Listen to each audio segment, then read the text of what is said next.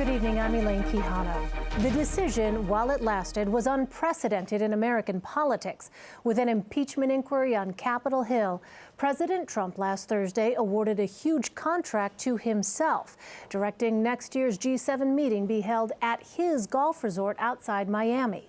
Then last night, an abrupt reversal after days of fierce criticism.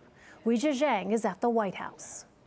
President Trump blamed media and Democrat-crazed and irrational hostility for ditching his Doral golf resort in Florida as the site of the G7 summit in June. It's like such a natural. The president came up with the idea, which he first floated during this year's gathering in France. We have incredible conference rooms, incredible restaurants. White House acting chief of staff Mick Mulvaney suggested why Mr. Trump changed his mind. He was honestly surprised at the level of pushback. At the end of the day, he still considers himself to be in the hospitality business. But at a press briefing on Thursday, Mulvaney said President Trump was prepared to handle criticism. And there's going to be folks who will never get over the fact that it's a Trump property.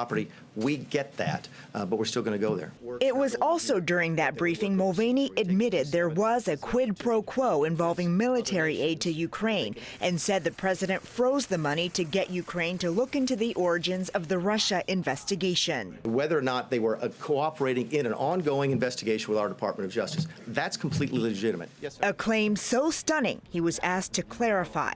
But to be clear, what you just described is a quid pro quo. It is funding will not flow unless the investigation into the Democratic server happens as well. We do that all the time with foreign policy. Today, Mulvaney denied saying what he said. You were asked by Jonathan Karl, you described a quid pro quo, and you said that happens all the time. And reporters will use their language all the time. So if my language never said quid pro quo. Can I see how people took that the wrong way? Absolutely. But I never said there was a quid pro quo, because there isn't. Democrats believe the damage is done and argue they now have even more evidence in their impeachment inquiry. The Speaker of the House would like to get this wrapped up by the end of the year.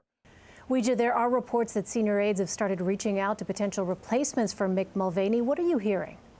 Well, the White House says Mulvaney still has President Trump's confidence, but CBS News has learned he was on thin ice before the briefing, with officials unhappy over his handling of the impeachment inquiry. And there's a growing rivalry between Mulvaney and White House counsel Pat Cipollone to serve as the permanent chief of staff. Elaine asked about that acting title back in April. Mulvaney said it doesn't matter because the president could fire anyone at any time. Weijia Jiang, thank you.